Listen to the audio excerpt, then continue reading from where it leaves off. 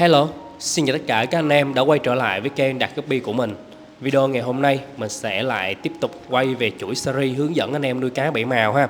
Nhờ video trước là mình hướng dẫn anh em cách set up hồ nuôi cá bảy màu nè, rồi chọn hồ phù hợp để nuôi với cá bảy màu, hướng dẫn anh em cách chọn cá bảy màu về để làm giống và hướng dẫn anh em cách thuần nước cho cá bảy màu mới về rồi. Thì vừa rồi mình có làm 3 cái video trên cái chuỗi series này rồi, và video ngày hôm nay là video thứ tư. Mình làm về chủ đề là cách chăm sóc cá bảy màu. Cái video này nó rất là đặc biệt và rất là quan trọng, có rất là nhiều mục ở trên video này luôn. Và anh em nuôi được cá bảy màu hay không, rồi con cá đó lên có đẹp hay không, thì nó phụ thuộc vô cái video này rất là nhiều. Tại vì bao nhiêu cái kiến thức nè, kinh nghiệm của mình nuôi cá lâu nay á, mình cho nó lên hết trên một cái video này rồi. Nên là mình mong là anh em sẽ xem cái video này từ đầu đến cuối để anh em có thêm kiến thức và nuôi cá bảy màu. Cái mục đích mình làm cái video này là để lan tỏa cái niềm đam mê nuôi cá bảy màu đến với tất cả các anh em, chứ mình không có lợi dụng để là quảng cáo cho bất cứ cái sản phẩm nào. Rồi bây giờ chúng ta sẽ đến với phần đầu tiên trên video ngày hôm nay, đó chính là nước. Như anh em đã biết, chơi cá là chơi nước. Trước khi mình muốn thả cá vô hồ mình nuôi thì mình phải trữ nước 2 đến 3 ngày để cho nước ở trong hồ nó được ổn định. Ổn định về những cái gì? Ổn định về nhiệt độ, ổn định về độ pH, và đặc biệt là đối với những anh em mà nuôi cá bằng nước máy á, thì nó phải thoát hết cái chất calo trong nước ra, mình thả cá vô nó mới sống được. Thì anh em lưu ý cái phần này ha. Anh em nuôi nước giếng hay là nuôi nước máy cũng đều phải trữ 2 đến 3 ngày để cho nước nó ổn định, rồi sau đó mới được thả cá. Cái điều thứ hai ở trong nước đó chính là nhiệt độ. Nhiệt độ thích hợp nhất để nuôi cá bảy màu á, là từ 26 đến 28 độ. Anh em cố gắng duy trì ở cái mức nhiệt độ này. Đối với mùa đông á, thời tiết nó xuống lạnh thì anh em nên xài thêm sưởi. Những cái sưởi này thì ở ngoài tiệm cá có bán, hoặc là anh em lên trên Shopee tìm. Nếu mà anh em thấy nhiệt độ nó xuống quá 24 độ thì nên cắm sưởi vô và mình chỉnh cái mức nhiệt ở 26 đến 28 độ nhé, cho nó ok. Chứ còn xuống mười mấy độ á, là con cá bảy màu của mình nó rất là dễ bị bệnh nấm nè, và lạnh quá thì nó cũng đột tử, nó chết. Anh em thấy vào mùa đông á, là cá nó hay bị nấm. Vào mùa lạnh này thì những cái con vi khuẩn cũng như là tế bào nấm á, nó sinh sôi phát triển rất là tốt. Và đến khi nào đó mà cái hồ của mình nó bị dơ hơn bình thường chút xíu thì bắt đầu nó bùng phát lên, nó tấn công lên con cá của mình. Vậy là đàn cá của mình nó bị bệnh. Còn đối với mùa hè thì sao? Mùa hè thời tiết nắng nóng, anh em đặt cái hồ nuôi của mình á, ở chỗ nào mà nó mát nhất ở trong nhà đó, mình chuyển cái hồ cá vô trong đó mình nuôi.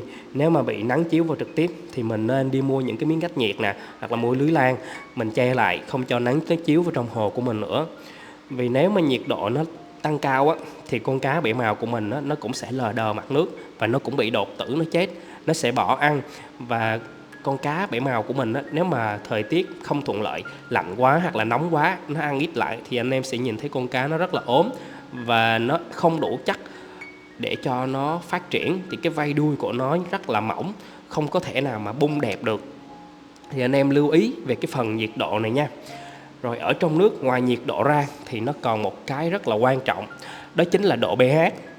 Độ pH thích hợp nhất để nuôi cá bảy màu á, đó chính là 6.5 đến 7.5 độ. Nước giếng á, đa phần là pH thấp, nên á, mình chỉ anh em một cái mẹo là anh em lấy san hô, anh em bỏ vô là pH ở trong nước giếng nó sẽ tăng lên. Nhưng mà lưu ý nha, cái này là mình đã từng bị vấp một lần rồi. Lúc đầu là nước giếng pH thấp nên là mình vội quá, mình chạy ra ngoài tiệm cá, mình mua một mớ san hô về mình bỏ vô, mình muốn là cho nó tăng pH lên nhanh đó anh em, cho nó chuẩn á. Ai ngờ đâu, san hô chỉ cần một xíu thôi là nó cũng làm tăng pH là rất là dữ rồi, mà bữa đó mình bỏ nhiều nữa. Cái cuối cùng là cá của mình nó bị sốc pH anh em ạ. Thế nên là những anh em mà nuôi bằng nước giếng á, đừng nghe đến đoạn này lại dừng lại, sau đó là chạy ra tiệm cá mua san hô về bỏ vô trong hồ cá của mình liền, nghe chưa? Đấy, cũng là nước giếng nhưng mà mỗi vùng miền á, là nó khác nhau. Như hiện tại á, là mình đang mở trại ở quê. Hồi trước á, là mình mở tiệm ở dưới Hội An là mình xài nước giếng, nước đó là có 4 chấm mấy, 5 chấm thôi. Nhưng mà bây giờ mà đang ở quê á, là nước giếng nó lên tới 7.5 luôn, rất là chuẩn để nuôi cá này mà. Thế nên á, là không phải nước giếng nó cũng giống nhau, đừng có nghe nước giếng là mua san hô bỏ vô, mà anh em phải biết được cái độ pH ở trong hồ cá của anh em là bao nhiêu. Đó, làm sao để biết được độ pH? Thì bây giờ là một, anh em sẽ sử dụng bút đo pH, và hai là anh em sẽ sử dụng cái bình dung dịch để đo pH. Mình thì đã từng xài hai cái này rồi, và mình có một cái lời khuyên cho anh em là đừng nên mua cây bút đo pH, nó vừa tốn tiền hơn, mà cái cây bút đo pH cái loại mà cũng vừa vừa tiền ấy. Đây mình không nói đến những loại mà cao cấp ở trong thủy sản ha, những cái cây bút đo pH mà nó màu vàng ở ngoài tiệm cá hay bán anh em thấy đó, là cái cây đó nó rất là hay bị chạm luôn. pH trong cái cây đó nó nhảy lung tung hết, cũng tùy cây cũng trúng cây, nhưng mà mình xài 2 cây rồi mình thấy không có cây nào hiệu quả hết anh em ạ. Nó nhảy loạn xạ hết, và bây giờ là nó bị chạm không có xài được. Cái sau đó là mình mới mua bình dung dịch về mình đo nè. Cái lúc mà mình mới vừa về quê mình mở trại đó thì mình mua bình dung dịch mình đo, thế bây giờ là nó hết trơn rồi, chứ không là mình cũng sẽ quay cái bình dung dịch để cho anh em xem. Đấy, anh em chỉ cần ra ngoài tiệm cá, anh em nói là bán cho anh em bình dung dịch để đo pH là người ta sẽ đưa cho anh em một cái bình, trong đó là có một cái lọ nhựa nữa. Rồi sau đó là về mình múc nước ở trong hồ cá mình chăm vô theo cái hướng dẫn ở trên tờ giấy đó, rồi mình nhỏ dung dịch đo pH vô, mình lắc đều lên.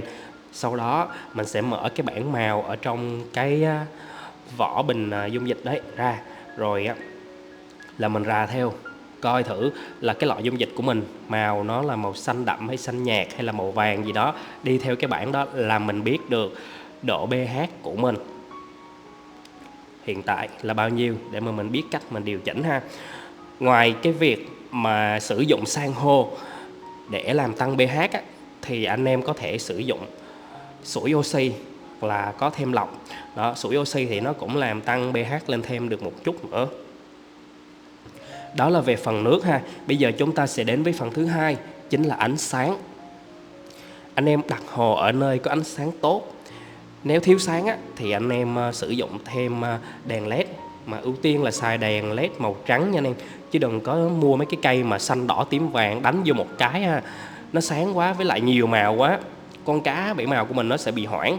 Đặc biệt đối với những dòng mắt đỏ như là dòng Lutobass, Full Red, hay là những cái dòng mà ABY, hay những cái dòng mà nói chung là liên quan đến mắt đỏ chẳng hạn, thì mấy con đó nó là bạch tạng rồi, mắt nó rất là yếu, mà anh em đánh sáng mạnh như vậy mà còn loạn màu nữa thì con cá bảy màu của mình nó rất là dễ bị stress. Mà stress thì nó dẫn đến rất là nhiều bệnh ở sau này, như là nấm, túm, lắc, rất là nguy hiểm nha anh em. Thường thì anh em hay đặt hồ cá ở ngoài sân nè, hay là ở ngoài hiên có mái che đó, thì có ánh sáng mặt trời, dù mặt trời lên đúng không, là xung quanh cái nhà anh em sáng hết. Cái ánh sáng nó hắt vào trong hồ cá, mình nói ánh sáng chứ không có nói nắng nha, đó là ánh sáng khuếch tán. Ánh sáng khuếch tán là nuôi cá bảy màu là tốt nhất luôn nha anh em, vì nó đi theo cái giờ của mặt trời nó lên hay là mặt trời nó xuống, thì cũng giống như là ở ngoài tự nhiên vậy, đúng không? Mặt trời lên thì cá nó tỉnh, nó thức giấc, mình cho nó ăn tung tăng bơi lội, đến chiều thì mình cũng cho nó ăn cỡ nửa cái mặt trời tự xuống ha. Cái trời nó tối xuống, cá nó cũng đi ngủ theo đúng với cái giờ đó luôn, thì con cá bảy màu của mình nó không có bị làm phiền. Chứ còn đôi khi mà mình xài đèn mình bật lên bật xuống, đến tối mà còn bật lên bật xuống nữa, con cá nó hoảng cho nên nó đang ngủ mà mình làm như vậy là mình làm cá bị stress, và con cá nó rất là dễ bị bệnh nha. Tiếp theo chúng ta sẽ đến với phần thứ ba rất là quan trọng. Đây là một trong những cái yếu tố mà quyết định cái bầy cá đó lên đạt hay không nè, chuẩn body hay không, vây đuôi có đẹp hay không. Anh em nuôi càng thưa thì cá nó sẽ càng mau lớn. Và để biết được hồ của anh em nuôi được bao nhiêu con thì anh em phải biết cái hồ của mình có bao nhiêu lít. Đấy, sau đấy mình áp dụng theo công thức là 1 con cá trên 1 lít nước. Đó, nó rất là đơn giản luôn anh em. Anh em nghe đến đây nếu mà anh em chưa biết cái cách tính thì nó hơi rối đúng không? Thì giờ mình sẽ chỉ anh em cái cách tính lít nước nha. Anh em lấy chiều dài nhân cho chiều rộng nhân cho chiều cao, sau đó chia cho 1000 là nó sẽ ra được cái thể tích lít nước của anh em. Ví dụ hồ của mình kích thước là dài 40, rộng 30, cao 30. Đó, mình nhân 3 cái chiều đó lại với nhau, sau đó mình chia cho 1000 là nó ra 36 lít. Thì cái hồ cá bảy màu mình đang quay cho anh em xem đây nè, đó là 36 lít. Mình thả 36 con. mình thả ngay từ lúc cá con luôn, chứ mình không đợi cá nó lớn lên rồi mình mới thả. Tại vì sau này á mình không muốn tác động đến con cá anh em. Sau này mình chỉ việc tắt trống máy thôi, chứ mình không có vớt nó đi hồ này qua hồ kia thì nó rất là dễ bị sốc. Đấy, mình tắt ngay từ lúc nhỏ luôn. Còn ví dụ như anh em cạn hồ, anh em nuôi chơi đam mê có vài hộ, mà bây giờ cái bầy cá kia nó đang đẹp, anh em đang muốn để ngắm, mà cá con bỏ lên hồ kính thì anh em ngắm đâu có đã, đúng không? Thì cá con anh em có thể là thả nó hơi đông một chút xíu, anh em để dưới thùng xốp này, hoặc là để dưới thùng kem cũng được. Nhưng mà đến khi cái giai đoạn mà từ 2 tuần tuổi trở lên á, thì mình khuyên anh em nên cho nó ra hồ rộng tí đó, rồi mình tính theo cái công thức là sau đó con cá của mình nó sẽ lớn lên rất là nhanh và lên màu đẹp, bông vây đuôi là cực kỳ đã luôn nha. Tiếp theo chúng ta sẽ đến với phần thứ tư, đó chính là bộ lọc. Này, bộ lọc ở trại mình đang sử dụng là lọc Elite nè, lọc XI 280 và lọc QS 200A. Như cái ở trên hồ mình đang quay cho anh em xem đây á, đó chính là lọc QS 200A đó. Thì chút xíu nữa mình sẽ quay ở dưới thùng xốp cho anh em xem hai cái lọc còn lại ha. Nếu anh em muốn nước trong á, thì anh em sử dụng thêm lọc. Còn không á, thì cũng không sao nha anh em. Vì con cá bảy màu này á, là nó thuộc loại cá sống ở tầng trên. Thế này nó là nó không có cần nhiều oxy hay là quá nhiều cái yêu cầu về nước đâu anh em à. Nhưng mà nếu anh em nuôi những dòng cá cao cấp á, thì mình nghĩ cần phải có lọc để trong hồ nó có dòng chảy á, thì con cá bảy màu của mình nó mới linh hoạt. Và cái lọc này nó giúp mình xử lý những phân cặn li ti ở trong nước, làm cho chất lượng nước tốt hơn. Và từ đó là con cá mình nó được sống trong môi trường trong sạch như vậy á, thì cá nó sẽ sống khỏe hơn. Và đương nhiên là cái vây đuôi của nó sẽ bông đẹp hơn rồi. Anh em thấy là tất cả những dòng cá mà BDS ở trại mình á, là mình toàn cho nó xài lọc hết. Thì mình rất là ưu tiên tụi nó luôn. Và tiếp theo chúng ta sẽ đến phần thứ 5 ở trên video này. Nãy giờ anh em có theo kịp mình không ta? Tại vì á, là mình cũng đã chuẩn bị làm cái video này nó tốn khá thời gian anh em. Và đến ngày hôm nay thì mới lấy máy ra để mà quay cho anh em xem được. Mình cũng phải lục lại những cái kiến thức của mình chứ. Đôi khi là mình cứ chăm theo cách của mình á, cái rồi mình lại quên là những cái kiến thức mà cần phải chia sẻ với anh em. Đó, mình làm nó giống như là trong vô thức rồi anh em. Giờ mình nuôi cá mình không có làm theo thứ tự thì tất cả gì đâu, mình làm trong vô thức rồi mình nhìn vô chỗ đó là mình cần biết phải làm gì, xử lý như thế nào rồi. Nên là đôi khi nó hơi bị quên lãng một chút xíu những cái điều mà mình muốn chia sẻ với anh em ha. Nên là trên video này á, là mình sẽ chia sẻ rất là rõ, rất là cụ thể luôn, vì mình đã chuẩn bị rất là lâu rồi. Tiếp theo chúng ta sẽ đến với cái phần thức ăn và cách cho ăn. Đó, thức ăn là nó giúp con cá bảy màu của mình lớn nè và lên đẹp nữa. Nó rất là quan trọng nha anh em. Thức ăn thì nó có thức ăn tươi sống và thức ăn công nghiệp. Giờ thức ăn tươi sống là có trùng chỉ nè, có Artemia nè, có bo nè. Đấy, giờ mình sẽ nói đến từng loại thức ăn luôn ha. Trùng chỉ là một trong những cái thức ăn mà nó giúp con cá của mình bung phôm, bung xay tốt nhất. Vì trùng chỉ nó có rất là nhiều đạm, nhưng mà bù lại trùng chỉ là một trong những cái loại thức ăn mà dơ nhất luôn. Nó hôi nữa. Vì trùng chỉ nó sống ở dưới cống nè, ở dưới đáy sông, dưới sình nè. Và nếu mà trùng chỉ mà được người ta nuôi thì nuôi cũng rất là dơ nha anh em. Nuôi bằng bã đậu, những cái chất mà phân hủy giống như là cá chết người ta vứt vô nè, rau hư, rau úng, rau củ quả, nói chung là tất cả những cái thứ mà hữu cơ hay là xác động vật gì đó người ta có thể bỏ vô con trùng chỉ nó ăn sạch luôn anh em ạ. Đấy, nên là nó rất là dơ. Nếu mà mình muốn cho cá ăn trùng chỉ thì mình lấy về trữ một ngày, qua ngày hôm sau rồi hãy cho cá ăn nha anh em. Trong cái khoảng thời gian trữ đó là thay nước liên tục luôn, thay nước vài lần luôn, để cho con trùng chỉ nó nhả những cái chất dơ ở trong bụng nó ra, rồi sau đó mình mới lấy cho cá ăn. Thì như vậy con cá bảy màu của mình nó mới khỏe được nha anh em. Và trước khi mà mình lấy cục trùng chỉ lên mình cho ăn bỏ vào trong cái ly, lấy cái ống hút Artemia, đánh thật mạnh, đánh thật tơi ra.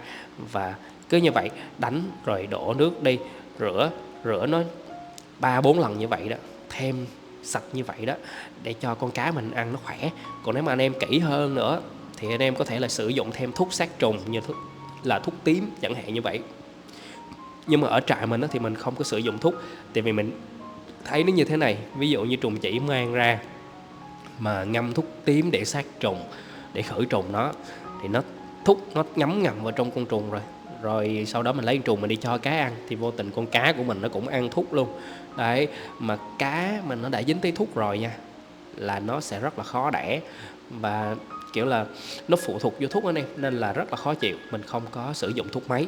Nếu mà cá bệnh thì sử dụng trùng lộn, nếu mà cá bệnh là mình sử dụng muối hột, với lại nếu mà thấy nấm thì mình chỉ xài một cái loại là Bionop 2 thôi, rồi một trong hai cái đó, chứ mình không xài thêm bất cứ cái loại thuốc nào nữa. Nên là anh em newbie chơi chú ý ha, đừng có đầu tư vào những cái thuốc rồi nguyên một cái dàn thuốc vậy, rồi dàn vi sinh vậy, thì mình thấy nó thuốc đối với cá bảy màu nó không có tác dụng mấy đâu anh em ạ. Đối với những con cá lớn thì nó còn có hiệu quả ha, còn cá bảy màu sức đề kháng rất là yếu rồi, đã yếu rồi nha, vô thêm thuốc nữa mà lỡ quá liều nữa là nó chết còn nhanh hơn cái việc mà anh em để cho nó sống bình thường như vậy. Biết đâu nó còn vượt qua, vô thuốc mà sốc là coi như là toan nha anh em. Thì mình cũng đã bị từng là làm cho cá bảy màu nó sốc thuốc rồi, nên là mình chia sẻ lại với tất cả các anh em ha. Còn cái Artemia này là mình sẽ dành cho những con cá con ở dưới 2 tuần tuổi nha. Đó, sau khi mà nó ăn Artemia xong rồi cái size nó bung hơn thì miệng nó có thể là ăn thêm được bo nè, là ăn thêm được cám, ăn thêm được trùng chỉ, thì từ đó là con cá con của mình nó sẽ lớn rất là nhanh ha. Còn thức ăn công nghiệp ở đây là có cám Thái nè, cám Nhật nè, cám dạng vảy, và cái cám mà cao cấp nhất đó chính là cám Pandora. Thì anh em chọn loại cám nào cũng được, nhưng mà hiện tại ở trại mình là mình cho ăn cám Thái 3/5 với lại trùng chỉ Artemia thôi. Còn bo là phải vào mùa mưa ở chỗ mình mới có bo được. Rồi cách cho ăn thì mình sẽ cho cá nó ăn như thế nào anh em? Mình sẽ cho nó ăn ngày 3 bữa là tốt nhất. Cá con dưới 2 tuần như lúc nãy mình nói là ăn Artemia là chính. Đó, sau đó là cho ăn thêm cám này, cho ăn thêm trùng để cá nó đủ chất và phát triển tốt nhất về phần body cũng như là vây đuôi, lên màu đẹp nữa. Rồi ok ha, bây giờ mình sẽ nói đến phần thứ 6 ở trên video này, cũng là phần cuối cùng luôn. Đó chính là cách thay nước và giặt lọc. Đối với việc thay nước thì một tuần mình sẽ thay 1 đến 2 lần, mỗi lần là 20%. Và lưu ý nước mới anh em chăm vô là cũng đã được trữ 2 đến 3 ngày rồi. Anh em lưu ý cái việc này nha, chứ đừng có bơm nước giếng lên mà chăm thẳng vào 20%. Nước giếng thường là nó sẽ lạnh hơn, mà chăm nước lạnh vô sốc như vậy là con cá bảy màu của mình nó cũng sẽ không có thích nghi kịp và nó sốc nhiệt nha. Nó sẽ bị stress, nhẹ thì bị stress, còn nặng là nó đột tử, nó chết luôn đấy. Và về phần cái lọc này là 1 tháng anh em sẽ giặt lọc 1 lần để lọc của mình nó không bị quá dơ, bị quá tải, đúng không? Giặt lọc thì mình cũng không cần là phải giặt thật sạch hoặc là mình đem mình phơi nắng đâu nha anh em. Mấy cái lọc vi sinh này mà anh em mang ra để mà phơi nắng là coi như là nó một bét hết luôn, không có xài được nữa. Mà trong khi những cái lọc này nó cũng khá là mắc tiền, nhất là cái lọc VS200A. Anh em lưu ý ha. Nếu dụ như cá bị bệnh đi thì mình sẽ lấy cái lọc đó ra, mình bỏ nguyên mớ muối hột vô để mà mình ngâm. Như vậy con vi khuẩn nào nó sống cho nổi đâu anh em. Đó, hoặc là anh em có thể là đổ thêm thuốc tím, thuốc sát trùng vô, chứ đừng có đem mà trụng nước sôi rồi đem phơi nắng, nữa là coi như là hư hết trơn mấy cái lọc này luôn nha. Và đó là tất cả những cái kinh nghiệm nuôi cá bảy màu của mình. Lâu nay mình nuôi cá từ năm 2018 đến giờ, 2018 ha, 2019, 2020, 21, 22, 23, 24, đã là 6 năm rồi đó anh em. Và anh em nhìn cái quy mô trại của mình là anh em cũng đủ biết được là mình nuôi cá kỹ càng như thế nào ha. Rồi ok, hiện tại là mình đã chia sẻ hết tất cả những cái kinh nghiệm, những cái kiến thức mà trong 6 năm vừa qua mình chơi cá bảy màu rồi. Mình mong là tất cả các anh em xem hết video này có thêm kiến thức để mà nuôi cá bảy màu. Và chúc tất cả các anh em nuôi cá bảy màu thành công nha. Rồi ok, nếu anh em thấy video này hay thì hãy nhấn cái nút like để ủng hộ mình. Và nhớ đăng ký kênh để theo dõi những video sau. Sắp tới mình sẽ làm thật là nhiều video chia sẻ về kiến thức hay ho và bổ ích như thế này, để cho tất cả các anh em có một cái đàn cá bảy màu vừa khỏe vừa đẹp ha. Rồi ok, bye bye tất cả các anh em.